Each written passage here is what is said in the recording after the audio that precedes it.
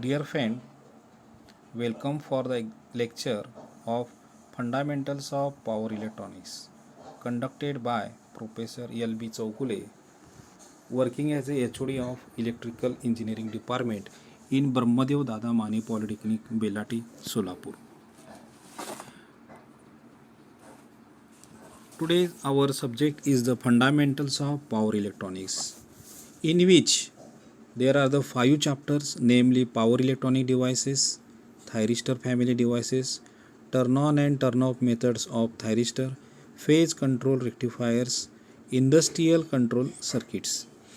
From these 5 chapters, we have drawn the 5 outcomes, the course outcomes, that means they are resultant to knowledge skill the student acquire at the end of the course. That means student get knowledge, or student what he have to do after this course, that are represented in the statement. For example, after the completion of the first chapter, the first outcome is select power electronic device for a specific application. That means suppose the student want to do a specific application, then it is able to select what is the requirement of the devices for that applications. So in this way we have designed 5 course outcome of the 5 chapter. Now I am going to tell you the marking scheme. The total marks are 150 marks. Out of 150 marks, the theory end semester examination is of 70 marks. Theory progressive assessment is of 30 marks. Out of 30 marks, 20 marks for the class test and 10 marks for the micro projects. Practical end semester examination is of 25 marks and practical progressive assessment is of 25 marks, that is for our manual. In this way our subjects having 150 marks. So first chapter is the power electronic devices. This chapter is of 6 marks. The syllabus, in which we are going to see only 2 points. First point is the power electronic devices and second is the power transistor construction, working principle, VI characteristics and uses of the power transistor. Next one is the definition of a power electronics. The word power electronics is a combination of 3 terms, namely power, electronic and control. So now we see the 3 terms. First of all, power. Power is the term related with the generation, transmission and distribution of electric powers. The example is our electricity in the home. That electricity generated in the generation station, transmitted to the transmission line and distributed by using the transformer, and we will get the electricity in the home. Second is the electronics. Covers the solid state devices and circuit to process the signal for meeting certain control objectives.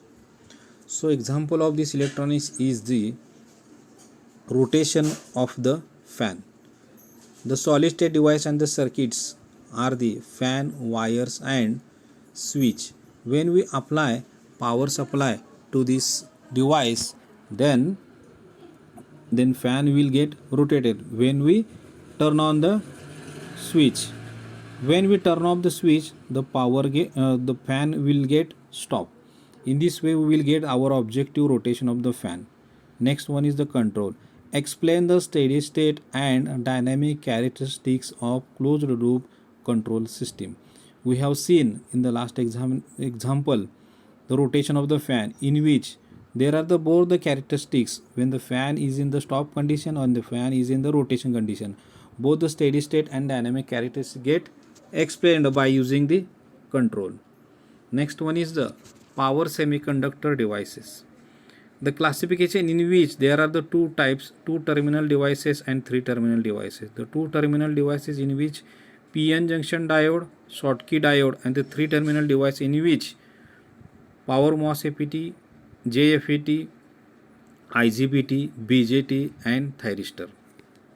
So next one is the PN junction diode. The semiconductor material, that means The material having both the types of characteristic conductor and insulator, that type of material is called as a semiconductor. There are the two types of the semiconductor material. First one is the p type of semiconductor, in which majority of the electron holes and minority of the electrons, and the n type semiconductor, in which majority of the electron, minority of the holes. That means the majority charge carriers will flow the current through this material. When p type of semiconductor connected with the n type of semiconductor, then form the p-n junction diode. The symbol and its characteristics is shown in the figure. When p and n semiconductor join together, then the minority charge carrier in the p type of semiconductors are electrons and n type of semiconductors are holes. They are come together at the junction and forming the depletion layer. Before we connect in the forward bias or reverse bias, when we connect in the forward bias or reverse bias, in the forward bias the depletion layer get damaged or the junction break and current flowing through the circuit. And when the diode is connected in the reverse bias, that means the depletion layer get width of depletion layer get increased as shown in the figure. Next one is the when the n type of semiconductor sandwiched between the p type of semiconductor, then form the PNP transistor. In the PNP transistor, the majority charge carriers are holes because there are the two p type of semiconductor, and when p type of semiconductor sandwiched between two n type of semiconductor form the NPN transistor, in which majority charge carriers are electrons, and because there are the two n type of semiconductor. This is the construction and symbol of the bipolar junction transistor as shown in the figure.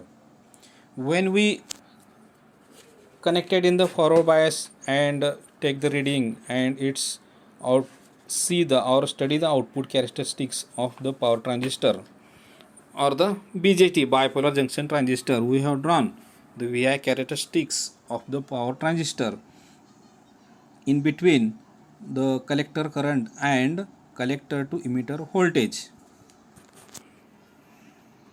This power transistor works in the four region: cutoff region, active region, quasi-saturation region, hard saturation region. That means there are the two junctions, base to emitter and collector to base. Both the junctions are reverse bias. That means the transistor is in the off condition. That is called as a cutoff region. Transistor operated in the cutoff region shown in the figure at the bottom side. Next one is the active region.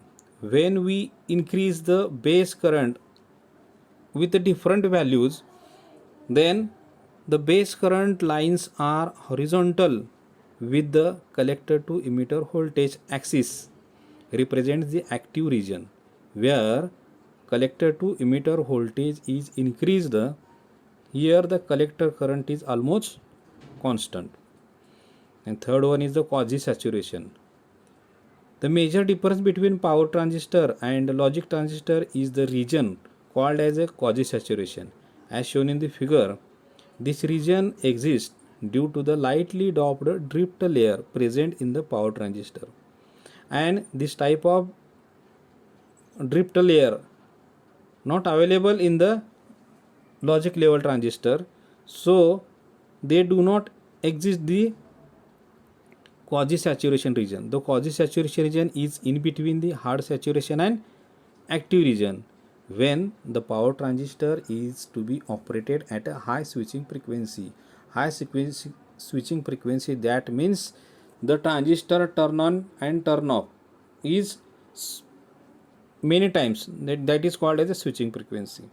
Next one is the hard saturation. By increasing the base current, that means IB as shown in the figure, the power transistor can pushed into the hard saturation from quasi saturation. Hard saturation means deep saturation. The transistor acts as a closed switch when biased in this region. However, due to deep saturation, a longer time is required to turn off the power transistor. Next one is the primary breakdown. The primary breakdown, that means the conventional valence breakdown of the collector base junction and a large current flows is associated with. Because of this breakdown of the junction and the large current, there is the possibility of the large power dissipation, and because of this huge amount of power dissipation, the device get damaged.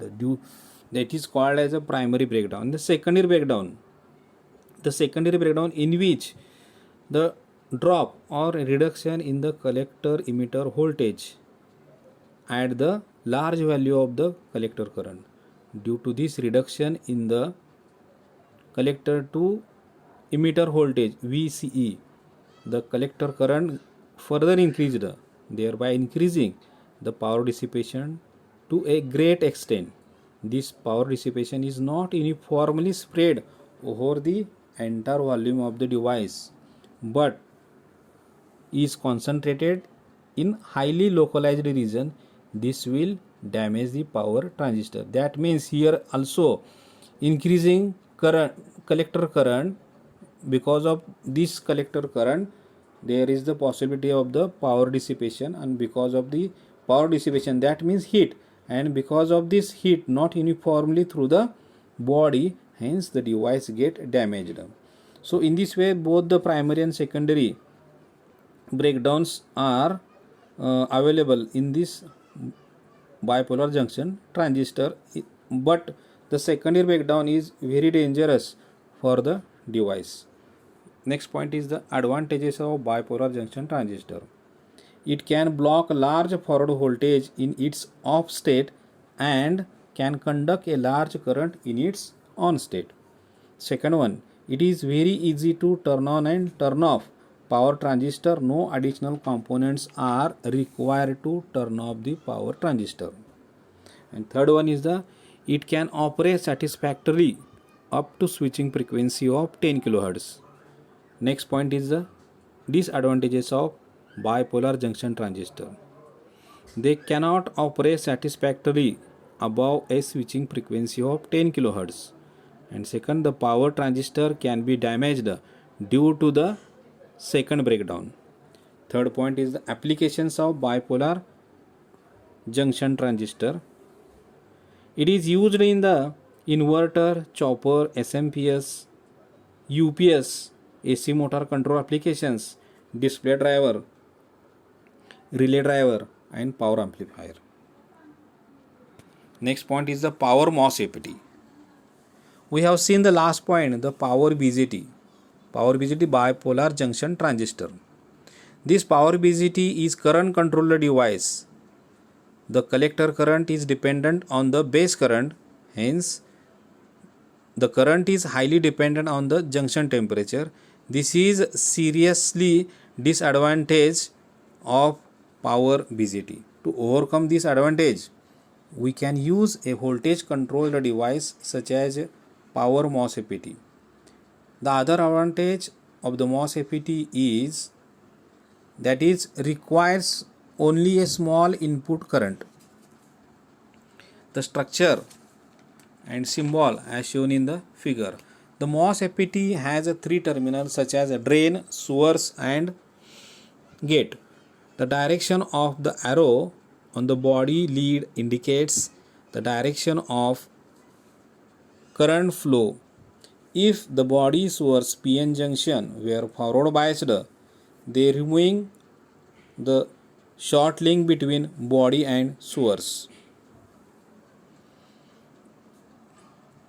Next point is the VI characteristics of MOS APT. The source terminal is common between the input and output of the MOS APT. The output characteristics is a graph of drain current sewers and versus drain to sewers voltage VDS for different values of gate to sewers voltages VGS as shown in the figure. The saturation, cutoff and ohmic regions of the characteristics are also shown in the figure. In the power electronic applications where the MOSFET is used as a switch, the device must be operated in the cutoff means off condition and ohmic region turn on and turn off. That means cutoff means turn off and ohmic region mean turn on condition. The MOSFET is in the cutoff state when gate to source voltage VGS is less than threshold value. When a large positive gate to source voltage is applied, the power MOSFET goes into the ohmic region where drain to source voltage VDS is small. Next point is the advantages of the MOSFET. The input resistance of the MOSFET is high and they are voltage controller device. Therefore, the gate driving circuit of the MOSFET is simpler. We have seen the BJT is the current controller device and the MOSFET is the voltage control device. Also, the secondary breakdown does not take place in the MOSFET. The MOSFET is the positive temperature coefficient of the resistivity. It is easy to turn on and turn off the power MOSFET. Also, the MOSFET can operate at high switching frequency, typically up to the 100 kHz. The BJT operated up to the 10 kHz. The MOSFET operated up to the 100 kHz. These are the advantages of the MOSFET. Next point is the disadvantages. The power MOSFET need special care while handling, otherwise they can get damaged due to the static electricity. Applications of the MOSFET. High frequency inverter. It is used in a high frequency inverter, also uninterruptible power supply, that means UPS. Also SMPS, switched mode power supply. Industrial control system, AC motor control applications it is used in the. Also RF power amplifier. These are the applications of the MOSFET. In this way we have completed the first 2 points in the first chapter. Thank you.